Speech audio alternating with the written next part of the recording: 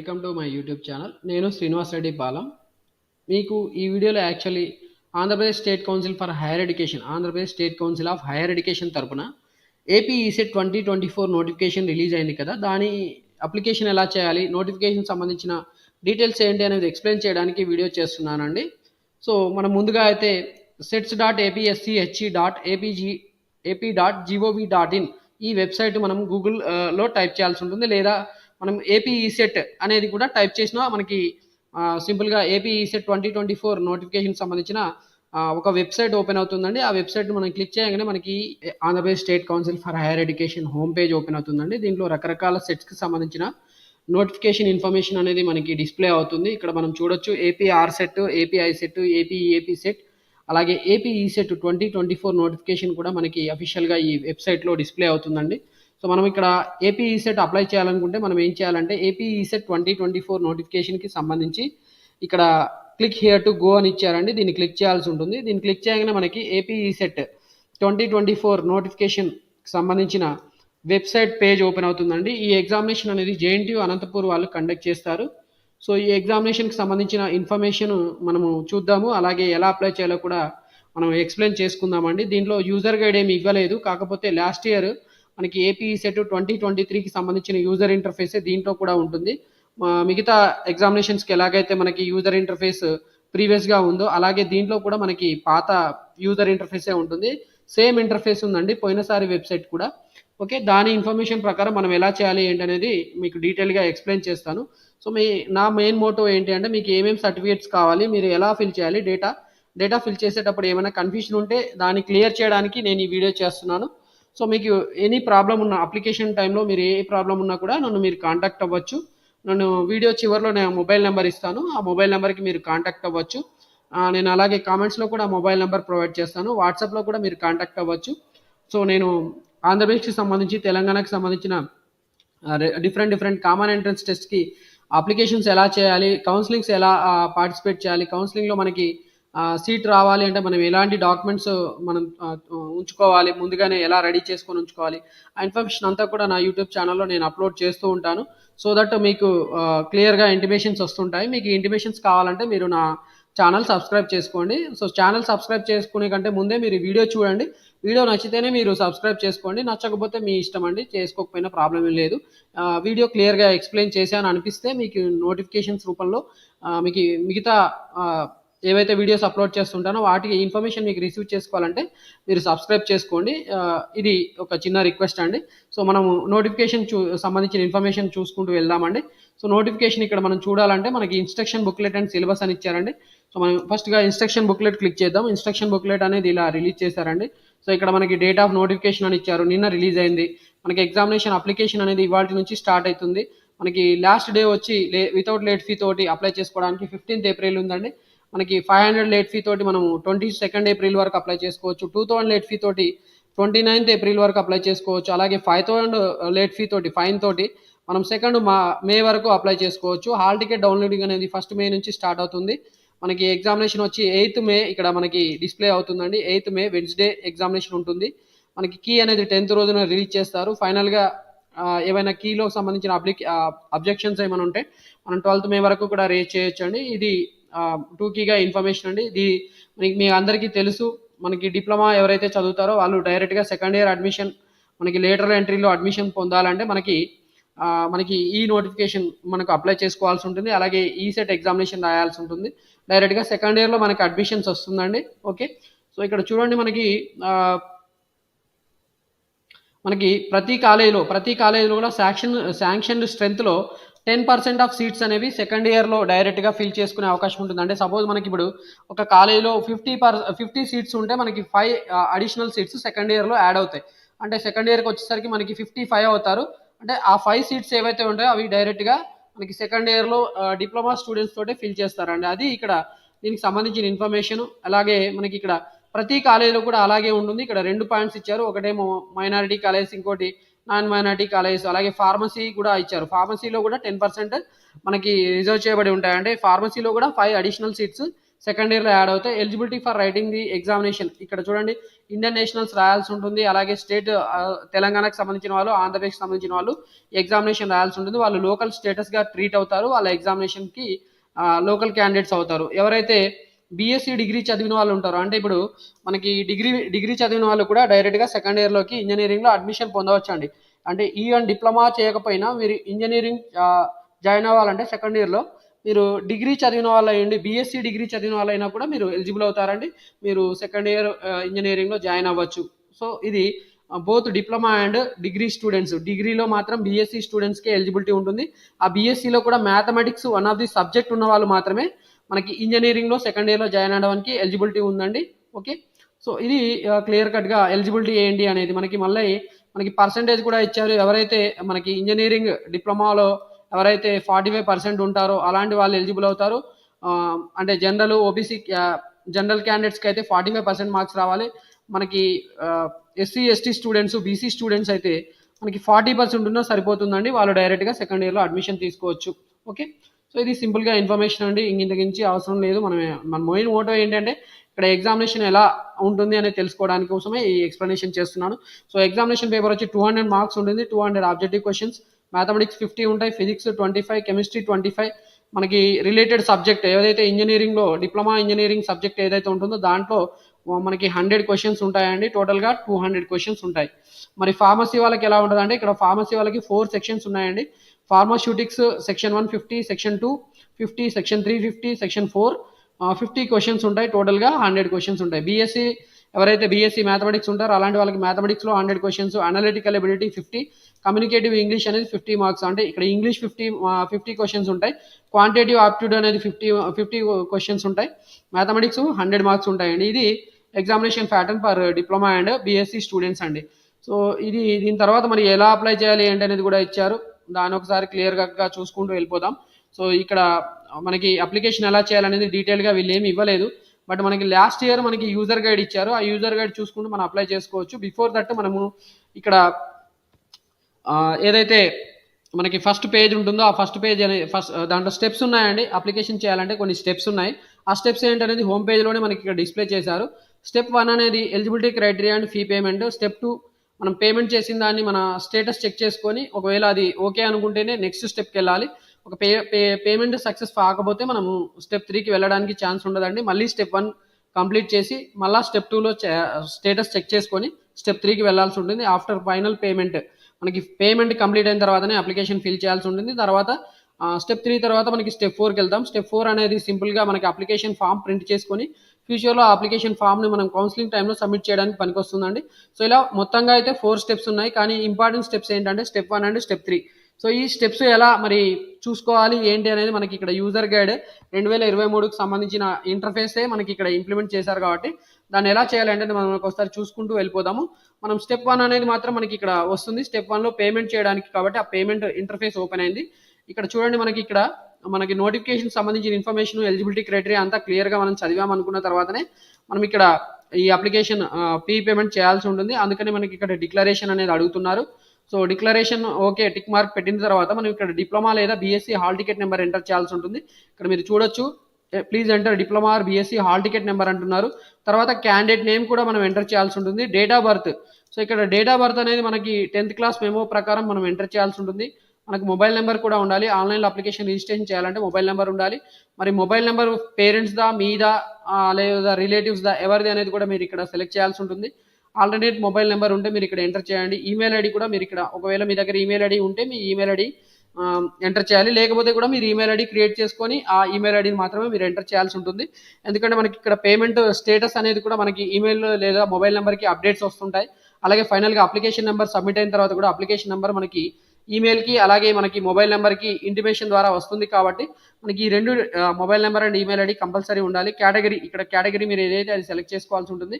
మరి payment options కూడా మీరు ఇక్కడ సెలెక్ట్ చేసుకోవాల్సి ఉంటుంది. పేమెంట్ ఆప్షన్స్ అనేవి మనకి net banking, SBI, HDFC, ICICI banking లేదా నెట్ బ్యాంకింగ్ అదర్ బ్యాంక్స్ ద్వారా మనం చేయొచ్చు. మన దగ్గర డెబిట్ కార్డు ఉంటే డెబిట్ కార్డ్ సెలెక్ట్ చేసుకోవాలి. క్రెడిట్ కార్డు ఉంటే క్రెడిట్ కార్డ్ సెలెక్ట్ చేసుకొని మనం పే చేయాల్సి ఉంటుంది. మనకి మోస్ట్ కన్వీనియంట్ ఆప్షన్ ఏది ఉంటే అది మనం సెలెక్ట్ చేసుకోవాల్సి ఉంటుంది. సో ఫైనల్గా మనం ఇక్కడ డేటా ఎంటర్ చేస్తున్నానండి. మా స్టూడెంట్స్ డేటా ఒకటి ఉంది, వాళ్ళ డేటా ఎంటర్ చేస్తున్నాను. ఓకే. ఇక్కడ క్యాండిడేట్ నేమ్ అంటున్నాడు. నేను వాళ్ళ డేటా ఏదో రఫ్‌గా ఎంటర్ చేస్తున్నాను. ఇదే మీ డేటా అయితే మీరు ఇక్కడ ఎంటర్ చేయాల్సి ఉంటుందండి. ఓకే. డేట్ ఆఫ్ బర్త్ కూడా మీరు ఎంటర్ చేయాల్సి ఉంటుంది. డేట్ ఆఫ్ బర్త్ ఇక్కడ మీరు ఇలా ముందుకు వెనక్కి నావిగేట్ అవ్వచ్చండి. తర్వాత మీ మొబైల్ నెంబర్ మీరు ఎంటర్ చేయాల్సి ఉంటుంది. ఇది నా మొబైల్ నెంబర్ అండి. ఈ మొబైల్ నెంబర్కి మీరు కాంటాక్ట్ అయితే నేను మీకు ఏదైనా డిఫికల్టీస్ ఉంటే ఇన్ అప్లికేషన్ ప్రాసెస్ నేను మీకు హెల్ప్ చేస్తానండి. సో ఇది నా మొబైల్ నెంబరే. నా ఆల్టర్నేట్ మొబైల్ నెంబర్ అవసరం లేదు. నా ఈమెయిల్ ఐడి అండి ఇది. ఈమెయిల్ ఐడి కూడా మీరు నోట్ చేసుకొని మీరు కాంటాక్ట్ అవ్వచ్చు కావాలనుకుంటే. ఓకే. ఫ్యూచర్లో ఏవైనా నేను స్కాలర్షిప్కి సంబంధించిన వీడియోస్ కూడా చేస్తున్నాను. అలాంటి వీడియోస్ కూడా మీకు అప్లై చేసుకోవడానికి ఎలా అప్లై చేయాలి, ఎలాంటి స్కాలర్షిప్స్ ఉంటాయి, మరి ఆ ఇన్ఫర్మేషన్ అంతా కూడా మీకు షేర్ చేస్తాను. ఇక్కడ క్రెడిట్ కార్డ్ సెలెక్ట్ చేసుకోవాలి. సో క్రెడిట్ కార్డ్ సెలెక్ట్ చేసుకుంటే మనకి 600 ఎగ్జామినేషన్ ఫీ వచ్చిందండి. సో ఇది ఓసీ కాబట్టి 600 ఉందండి. మరి బీసీ వాళ్ళకైతే 550 ఉంది. అదే ఎస్సీ ఎస్టీ వాళ్ళకైతే 500 ఉంది. ఇక్కడ మీరు నోట్ చేసుకోవచ్చు. ఓసీ క్యాండిడేట్స్కి 600 ఎగ్జామినేషన్ ఫీ ఉంది. అదర్ దాన్ ఓసీ అంటే బీసీ క్యాండిడేట్స్కి 550 ఎగ్జామినేషన్ ఫీ ఉంది. ఓకే. ఇక్కడ బీసీ వరకు కూడా మీకు 550 వస్తుంది. ఎస్సీ ఎస్టీ వాళ్ళకి మాత్రం మనకి ఎగ్జామినేషన్ ఫీ చూడండి 500 వస్తుంది. సో ఇది సెలెక్ట్ చేసుకున్న తర్వాత మనం పే అని క్లిక్ చేయగానే మనకి ఇక్కడ పేమెంట్ ఇంటర్ఫేస్ వస్తుందండి. సో ఈ పేమెంట్ ఇంటర్ఫేస్లో మనం కార్డు నెంబరు, తర్వాత కార్డు హోల్డర్ నేము, ఎక్స్పైరీ డేట్, ఈ ఇన్ఫర్మేషన్ మనం ఎంటర్ చేసి పే నౌ అని క్లిక్ చేయగానే మనకి ఆ పేమెంట్ సక్సెస్ఫుల్ అయిపోగానే మనకి పేమెంట్ రిఫరెన్స్ ఐడి వస్తుంది. ఒకవేళ పేమెంట్ కన్ఫర్మేషన్ అయిందా లేదా చెక్ చేసుకోవాలనుకుంటే మనం రెండో స్టెప్కి వెళ్ళాల్సి ఉంటుంది. అర్థమైంది అనుకుంటాను. మీరు కార్డ్ నెంబర్ ఎంటర్ చేయండి, కార్డు హోల్డర్ నేము, ఎక్స్పైరీ డేటు, తర్వాత సివివి, ఇక్కడ ఎక్స్పైరీ డేట్ అడుగుతున్నారు. ఈ ఎక్స్పైరీ డేటు, సివివి నెంబర్, ఈ డేటా ఎంటర్ చేసిన తర్వాత మీరు పే నౌ క్లిక్ చేయగానే మనకి పేమెంట్ కి సంబంధించిన ఓటీపీ వస్తుంది. ఓటీపీ ఎంటర్ చేయగానే మనకి పేమెంట్ అనేది సక్సెస్ఫుల్ అవుతుందండి. మీరు ఇక్కడ ఎగ్జామినేషన్ ఫీ చూడొచ్చు. ఇక్కడ 517.70 వచ్చిందంటే సర్వీస్ ఛార్జెస్ మనకి ఇక్కడ 17.70 అప్లికేబుల్ అవుతుందండి. ఓకే. సో ఏ ఎగ్జామినేషన్ ఫీకి సంబంధించిన అమౌంట్ అనేది మన క్రెడిట్ కార్డు, డెబిట్ కార్డు లేదా ఏదైతే నెట్ బ్యాంకింగ్ చేయాలనుకుంటున్నామో ఆ అకౌంట్స్లో మనకి అమౌంట్ ముందుగానే ఉంచుకోవాలి. సో దట్ మనకి డిఫికల్టీస్ ఉండవండి. అర్థమైంది అనుకుంటాను. ఓకే. దీని తర్వాత చూడండి మనకి పేమెంట్ సక్సెస్ఫుల్ అయింది అనుకుంటే రెండో స్టెప్కి వెళ్ళాల్సి ఉంటుందండి. సో ఆ రెండో స్టెప్ ఇక్కడ మనము మళ్ళీ వెబ్సైట్కి వెళ్ళి చూపిస్తాను మీకు. సో ఇది ఇక్కడ రెండో స్టెప్ అండి. ఈ రెండో స్టెప్లో చూడండి ఇక్కడ మనకి హాల్ టికెట్ నెంబర్ ఎంటర్ చేయాల్సి ఉంటుంది. నేను ఇప్పుడు ఇందాక ఎంటర్ చేసిన హాల్ టికెట్ నెంబర్లో నేను పేమెంట్ అనేది యాక్చువల్లీ కంప్లీట్ చేయలేదు కాబట్టి మీరు అబ్జర్వ్ చేయొచ్చు. నాకు పేమెంట్ డీటెయిల్స్ నాట్ ఫౌండ్ అని రావాలి, లేదా పేమెంట్ సక్సెస్ఫుల్ కాలేదు అని మెసేజ్ రావాల్సిన ఇన్ఫర్మేషన్ ఉంటుంది. చూడండి ఇక్కడ your last payment was failed, please make a new payment. So ఇక్కడ మనకి పేమెంట్ ఫెయిల్డ్ అని వచ్చింది. ఇలా వచ్చినప్పుడు మనం ఏం చేయాలంటే మళ్ళొకసారి మనము ఇక్కడ ఈ స్టెప్కి వెళ్ళిపోయి మళ్ళీ ఈ డిక్లరేషన్ యాక్సెప్ట్ చేసి ఇన్ఫర్మేషన్ అంతా ఫిల్ చేసి మనం పేమెంట్ చేయాల్సి ఉంటుందండి. ఇది అయిపోయిన తర్వాత మనం ఏం చేయాలి, మరి థర్డ్ స్టెప్కి వెళ్ళాల్సి ఉంటుందండి. థర్డ్ స్టెప్ ఏంటి అంటే మనకి ఇక్కడ fill application only after fee payment. So ఇక్కడ థర్డ్ స్టెప్లో ఏముంటుందంటే పేమెంట్ రిఫరెన్స్ ఐడి మనం ఎంటర్ చేయాల్సి ఉంటుంది. పేమెంట్ రిఫరెన్స్ ఐడి లేదు అంటే మనకి పేమెంట్ ఆల్రెడీ సక్సెస్ఫుల్ అయిపోయిన తర్వాత నెక్స్ట్ కంటిన్యూషన్లోనే మనకి పేమెంట్ రిఫరెన్స్ ఐడి, మన డిప్లొమా హాల్ టికెట్ నెంబరు లేదా BSc hall ticket number, mobile number, date of birth, ఇవన్నీ బై డిఫాల్ట్గా సెలెక్ట్ అయ్యి వచ్చి మనకి ఇదే స్క్రీన్ వస్తుంది. అక్కడ proceed to fill application click చేయాల్సి ఉంటుందండి. సో ఈ proceed to fill application click చేయగానే మనకి అప్లికేషన్ ఫామ్ ఓపెన్ అవుతుంది. సో అప్లికేషన్ ఫామ్ ఎలా ఉంటుంది ఏంటి అనేది మీకు ఇక్కడ యూజర్ గైడ్ ద్వారా నేను మీకు ఎక్స్ప్లెయిన్ చేస్తానండి. సో యూజర్ గైడ్ ద్వారా మీకు ఎక్స్ప్లెయిన్ చేస్తున్నాను చూడండి. సో ఇది ఫైనల్గా మనకి ఈ ఇంటర్ఫేస్ అంతా కూడా మీకు డిఫాల్ట్గా నేను ఎక్స్ప్లెయిన్ చేశాను. ఓకే. సో ఇలా మనకి పేమెంట్ రిఫరెన్స్ ఐడి సక్సెస్ఫుల్గా ఉంటే మనకి ఇక్కడ థర్డ్ స్టెప్ క్లిక్ చేసాము. థర్డ్ స్టెప్ క్లిక్ చేయగానే ఇక్కడ proceed to fill application open అవుతుంది. సో ఈ proceed to fill application open చేయగానే చూడండి మనకి ఇక్కడ ఇలా అప్లికేషన్ ఇంటర్ఫేస్ అని ఓపెన్ అవుతుందండి. ఇది యాక్చువల్లీ ఫైనల్గా లాస్ట్ ఇయర్ ఏపీ ఈసెట్ 2023ది. కానీ మీకు వీడియో డిమాన్స్ట్రేట్ చేయాలంటే నేను యాక్చువల్ ఫీ పేమెంట్ చేయాలి. నాకు ఎలిజిబుల్ స్టూడెంట్ అంటే ఎవరైతే ఏపీ ఈసెట్ అప్లై చేయాలనుకుంటున్నారో అలాంటి వాళ్ళు నాకు అవైలబుల్గా లేరు కాబట్టి, వాళ్ళ డేటా నాకు అవైలబుల్ లేదు కాబట్టి నేను ఏపీ ఈసెట్ 2023కి సంబంధించిన ఇంటర్ఫేస్ ద్వారా మీకు అప్లికేషన్ ఎలా ఫిల్ చేయాలనేది ఎక్స్ప్లెయిన్ చేస్తున్నానండి. ఇక్కడ మీరు చూడొచ్చు మనకి ఏమేమి డేటా అడుగుతున్నారు అనేది. క్యాండిడేట్ డీటెయిల్స్ అడుగుతున్నారు. ఇక్కడ క్యాండిడేట్ డీటెయిల్స్ వచ్చి మనకి candidate name, father name, mother name, date of birth. మనం డేట్ ఆఫ్ బర్త్ కూడా ఆల్రెడీ ఇక్కడ చూస్తే మీరు ఇక్కడ ఆల్రెడీ ఇది ఫిలప్ అయిపోయి ఉన్నాయండి. ఈ డేటా అనేది ఆల్రెడీ ఫిలప్ అయి ఉంది. ఎందుకు అంటే మనకి మనం పేమెంట్ చేసేటప్పుడు ఈ డేటా అనేది ఎంటర్ చేసాం కాబట్టి ఇది బై డిఫాల్ట్గా ఫిలప్ అయి వచ్చింది. మరి ఫాదర్ నేమ్, మదర్ నేమ్ అనేది మనం as per SSC certificate enter చేయాల్సి ఉంటుంది. మనం అలాగే జెండర్ కూడా సెలెక్ట్ చేసుకోవాల్సి ఉంటుంది. మేల్ అయితే మేలు, ఫీమేల్ అయితే ఫీమేల్, ట్రాన్స్జెండర్ అయితే ట్రాన్స్జెండర్. ఆధార్ కార్డ్ నెంబర్ కూడా మనం ఇక్కడ ఎంటర్ చేయాలి. ఇక్కడ స్టార్ మార్క్ ఉన్న ఫీల్డ్స్ మ్యాండేటరీ ఫీల్డ్స్ అండి.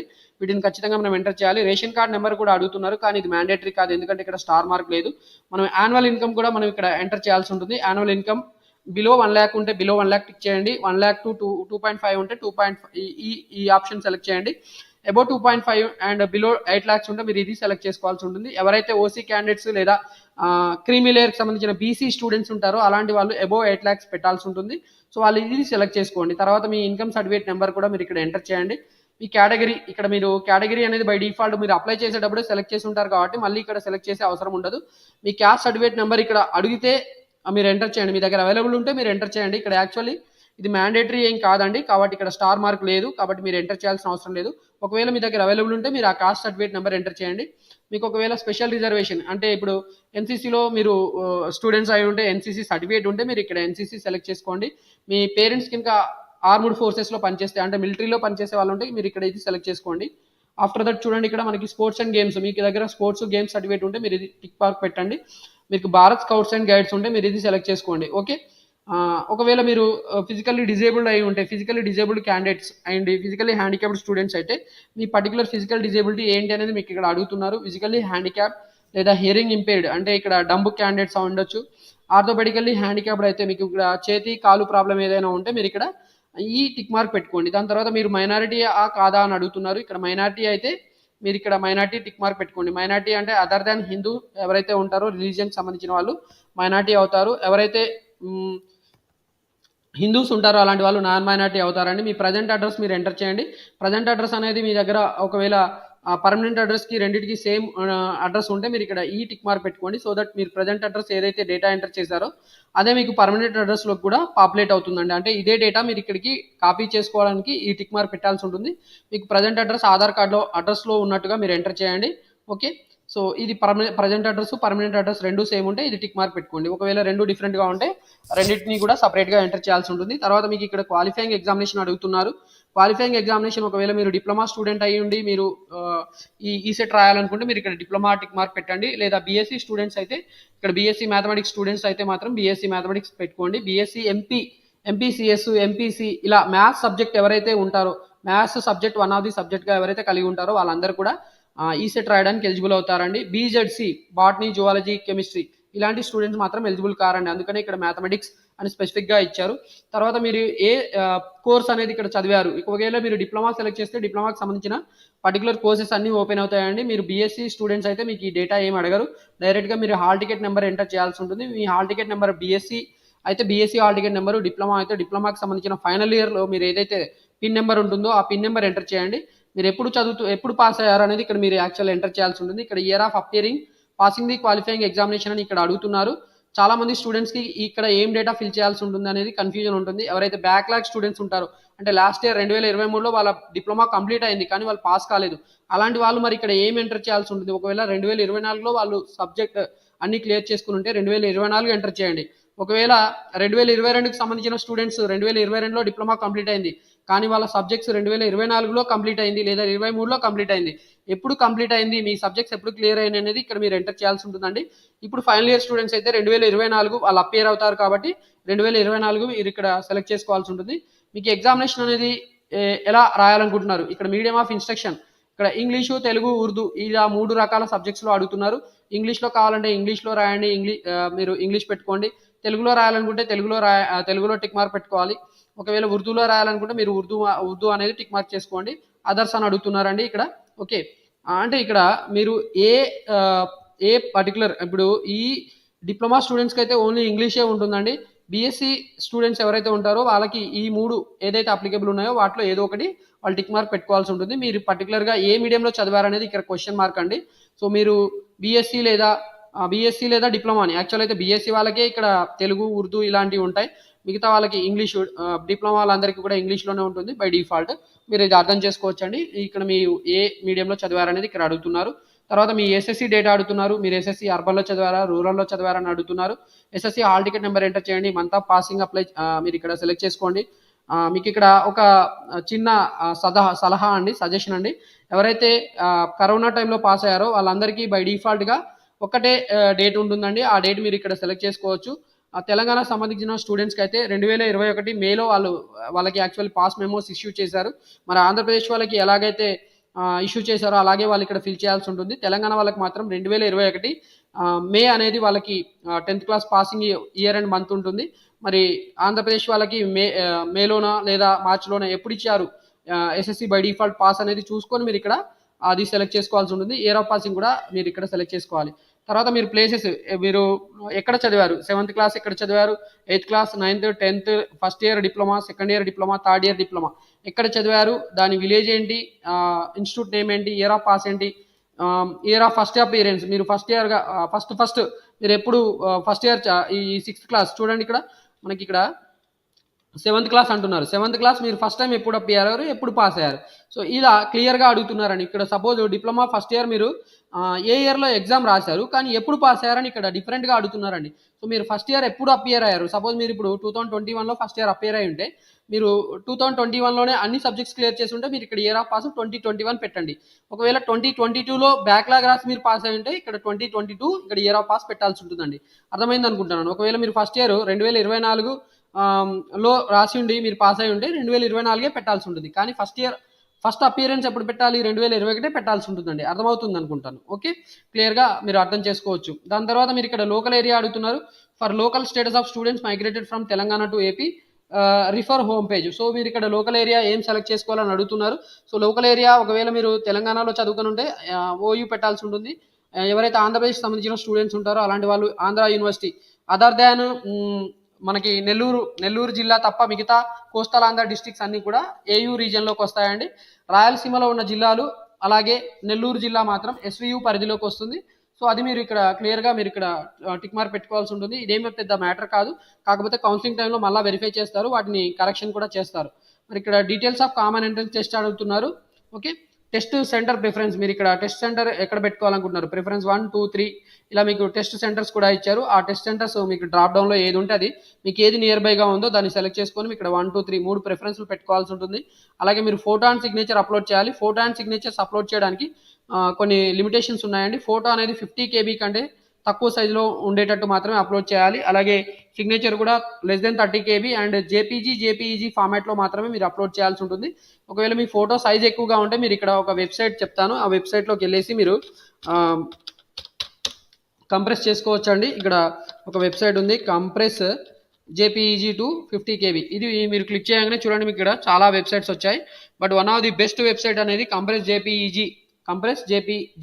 ఓకే, కంప్రెస్ జేపీజీ అనే ఒక వెబ్సైట్ ఉందండి, compressjpg.net అని ఈ వెబ్సైట్ అండి. ఈ వెబ్సైట్లోకి వెళ్ళేసి మీరు మీ పర్టికులర్ పిక్చర్ని మీరు సెలెక్ట్ చేసుకొని దాన్ని మీరు కంప్రెస్ చేసుకోవచ్చు. ఇక్కడ చూస్ ఫైల్ అని ఉంది కదా, ఇక్కడ మీరు క్లిక్ చేయగానే మీకు ఏదో ఒక పర్టికులర్ పిక్చర్ ఓపెన్ అవుతుంది. మీరు సెలెక్ట్ చేసుకున్న పిక్చర్ని మీరు ఇక్కడ సెలెక్ట్ చేసుకొని దాన్ని కంప్రెస్ చేసుకోవాలి. 20 అనే ఇక్కడ 20%లోకి రెడ్యూస్ అవుతుందండి. ఒరిజినల్ సైజ్ 100 ఉంటే అది 20 KB కింద కన్వర్ట్ అవుతుంది. సో ఇలా మీకు కన్వర్ట్ అయిన తర్వాత చూడండి ఇక్కడ డిస్ప్లే అవుతుంది. దీన్ని మీరు డౌన్లోడ్ చేసుకొని తర్వాత మీరు ఇక్కడ వెబ్సైట్లోకి వెళ్ళి ఎక్కడైతే అడుగుతున్నారో అక్కడ ఈ చూస్ ఫైల్ క్లిక్ చేసి దాన్ని సెలెక్ట్ చేసుకోవాలి. సో ఇలా 2 ఫైల్స్ కూడా మనము సెలెక్ట్ చేసుకొని వాటిని అప్లోడ్ చేసుకోవచ్చు. తర్వాత మనకి డిక్లరేషన్ స్టేట్మెంట్ అడుగుతున్నారండి. ఈ డిక్లరేషన్లో మనం ఇక్కడి వరకు ఏదైతే అప్లికేషన్లో ఎంటర్ చేసామో ఆ డేటా అంతా కూడా ఒరిజినల్గా మనం క్లియర్గా ఎంటర్ చేసాము. అలాగే మనం ఏమి మిస్లీడింగ్ ఇన్ఫర్మేషన్ లేదా ఫాల్స్ ఇన్ఫర్మేషన్ ఎంటర్ చేయలేదు. ఏదైనా మిస్టేక్స్ ఉంటే మనమే రెస్పాన్సిబుల్ అని మనకి ఇక్కడ డిక్లరేషన్ క్లిక్ చేయాల్సి ఉంటుంది. తర్వాత మీరు ఇక్కడ క్లిక్ చేయండి. ఏది క్లిక్ చేయాలంటే సేవ్ క్లిక్ చేయాలి. సేవ్ క్లిక్ చేయడం వల్ల మనకి అప్లికేషన్ అనేది టెంపరీగా సేవ్ అవుతుందండి. ఇక్కడ మనకి ఒక్కొక్క ఫీల్డ్ గురించి క్లియర్ కట్గా ఎక్స్ప్లెయిన్ చేసుకుంటూ వచ్చారు. ఓకే, సో ఇది మీకు పనికొస్తుంది. యూజర్ నేను ఆల్రెడీ ఎక్స్ప్లెయిన్ చేశాను. ఇక్కడ మీరు చూడండి, ఇక్కడ సేవ్ క్లిక్ చేయగానే మీకు ఇక్కడ your application is save temporary అని వచ్చింది. ఓకే, వన్స్ మనం ఈ క్లిక్ చేసిన డేటా ఒకవేళ సేవ్ అయింది టెంపరీగా అనుకున్న తర్వాత మనం ప్రివ్యూ అండ్ సబ్మిట్ క్లిక్ చేయగానే మనకి ఇలా అప్లికేషన్ ఫామ్లో మనం ఏమేమి డేటా ఎంటర్ చేసామో ఇలా అప్లికేషన్ ఫామ్ డేటా అంతా కూడా ఓపెన్ అవుతుందండి. ఓకే, ఈ అప్లికేషన్ ఫామ్ డేటా ఓపెన్ అయింది. దీన్ని మనం ఒకవేళ మళ్ళీ మాడిఫై చేయాలనుకుంటే మనకి ఇక్కడ చూడండి మనకి ఒక ఆప్షన్ చూపిస్తున్నారు మాడిఫై అని. మాడిఫై క్లిక్ చేస్తే మనం మళ్ళీ ఒకవేళ మనం ఏదైనా రాంగ్ ఇన్ఫర్మేషన్ మనము బై మిస్టేక్ మనం ఎంటర్ చేసి ఉంటే దాన్ని మనం కరెక్షన్ చేసుకోవచ్చు. లేదు మనం ఓకే అంతా డేటా కరెక్ట్గా ఎంటర్ చేసామనుకుంటే మనం ఇక్కడ కన్ఫర్మ్ అండ్ ఫ్రీజ్ క్లిక్ చేయాల్సి ఉంటుంది. కన్ఫర్మ్ అండ్ ఫ్రీజ్ క్లిక్ చేయగానే మనకి ఇలా ఒక అప్లికేషన్ రిఫరెన్స్ నెంబర్ జనరేట్ అవుతుంది. ఓకే, ఈ అప్లికేషన్ రిఫరెన్స్ నెంబర్ జనరేట్ అయిన తర్వాత మనం ప్రింట్ అప్లికేషన్ క్లిక్ చేయగానే మనకి ఇలా అప్లికేషన్ ఫామ్ అనేది మనం డౌన్లోడ్ చేసుకోవచ్చు అండి. దీన్ని మనం ప్రింట్ తీసుకొని ఫ్యూచర్ రిఫరెన్స్ కోసం మనం జాగ్రత్తగా భద్రపరచుకోవాలి. ఒకవేళ బై మిస్టేక్ మనము ఆ పేజ్ క్లోజ్ చేసుకుంటే కూడా మనం మళ్ళీ ఆ అప్లికేషన్ని రీప్రింట్ కూడా తీసుకోవచ్చు అండి. దానికోసం మనం స్టెప్ 4లోకి వెళ్ళాలి. సో ఆ స్టెప్ 4 అనేది ఇక్కడ కూడా మీరు చూడొచ్చు. ఓకే, ఇది స్టెప్ 4 అండి. స్టెప్ 4లో మనము పేమెంట్ రిఫరెన్స్ ఐడి, తర్వాత రిజిస్ట్రేషన్ నెంబరు, మనం హాల్ టికెట్ నెంబర్ ఏదైతే మన హాల్ టికెట్ నెంబర్ ఉందో, డిప్లొమా హాల్ టికెట్ నెంబర్ లేదా బీఎస్సీ హాల్ టికెట్ నెంబర్, ఆ నెంబర్ ఎంటర్ చేయొచ్చు. మొబైల్ నెంబర్ కూడా ఎంటర్ చేయాలి. డేట్ ఆఫ్ బర్త్ కూడా మనం ఇలా సెలెక్ట్ చేసుకొని గెట్ అప్లికేషన్ డీటెయిల్స్ అనగానే మళ్ళీ మనం ఏదైతే ఇంతకుముందు డేటా ఎంటర్ చేసామో ఆ డేటా తోటి మనకు అప్లికేషన్ ఫామ్ అనేది మళ్ళీ మనకి రీజనరేట్ అవుతుందండి. ఓకే, దీన్ని మనం ప్రింట్ తీసుకొని ఫ్యూచర్ పర్పస్ కోసం వాడుకోవచ్చు అండి. ఈ అప్లికేషన్ ఫామ్ అనేది మనము యాక్చువల్లీ ఎగ్జామినేషన్ సెంటర్కి వెళ్ళినప్పుడు మనకి అప్లికేషన్ ఫామ్ అవసరం అవుతుంది. ఈ అప్లికేషన్ ఫామ్ మీద మనం ఒక రీసెంట్ ఫోటో అనేది పాస్పోర్ట్ ఫోటోగ్రాఫ్ అనేది అఫిక్స్ చేసి దాని మీద గెజిటెడ్ ఆఫీసర్ తోటి సిగ్నేచర్ చేయించాలి, లేదా మన కాలేజ్ ప్రిన్సిపాల్ తోటి కూడా మనం సిగ్నేచర్ చేయించాలి. దీన్ని క్రాస్ సైన్ చేయించాల్సి ఉంటుందండి. అలాగే మనకి ఇక్కడ ఎగ్జామినేషన్ అటెండ్ అయ్యేటప్పుడు మనకి ఇన్విజిలేటర్ సమక్షంలో మనము సిగ్నేచర్ చేయాల్సి ఉంటుంది. అలాగే లెఫ్ట్ హ్యాండ్ థంబ్ ఇంప్రెషన్ కూడా తీసుకుంటారు. సో దీని ద్వారా మనము ఎగ్జామినేషన్ని మనము అటెంప్ట్ చేయవచ్చు అండి. సో ఈ రకంగా మనము ఫైనల్గా మనము ఈసెట్ 2024కి సంబంధించిన అప్లికేషన్ కంప్లీట్ చేయాల్సి ఉంటుంది. ఓకే, ఈ అప్లికేషన్ చేయడంలో మీకు ఏమైనా డౌట్స్ ఉంటే మీరు నన్ను అప్రోచ్ అవ్వచ్చు అండి. నా మొబైల్ నెంబర్ మీకు ఆల్రెడీ నేను ఇందాక చూపించాను. నా మొబైల్ నెంబర్ వచ్చి 9866385288. ఇది నా పర్సనల్ మొబైల్ నెంబరు. అలాగే దీనికి వాట్సాప్ కూడా ఉంది. సో ఈ మొబైల్ నెంబర్ ద్వారా మీరు కాంటాక్ట్ అయ్యి మీకు అప్లికేషన్లో ఏవైనా డౌట్స్ ఉంటే మీరు క్లియర్ చేసుకోవచ్చు. ఓకే, అలాగే ఒక చిన్న రిక్వెస్ట్ అండి, మీకు ఈ వీడియో నచ్చితే మీరు వేరే వాళ్ళకి షేర్ చేయండి. అలాగే లైక్ కూడా చేయండి. లైక్ చేయడం ద్వారా వీడియో అనేది తొందరగా వేరే వాళ్ళకి రీచ్ అవుతుంది. అలాగే ఎవరైనా అప్లై చేసుకోలేని వాళ్ళకి కూడా ఈ ఇన్ఫర్మేషన్ అనేది యూస్ఫుల్గా ఉంటుందండి. అలాగే మీరు ఇలాంటి నోటిఫికేషన్స్ ఫ్యూచర్లో రిసీవ్ చేసుకోవాలంటే నా ఛానల్ని, యూట్యూబ్ ఛానల్ని సబ్స్క్రైబ్ చేసుకోమని కూడా మిమ్మల్ని రిక్వెస్ట్ చేస్తున్నాను. Thank you for watching this video. Wish you all the best for your ECET examination.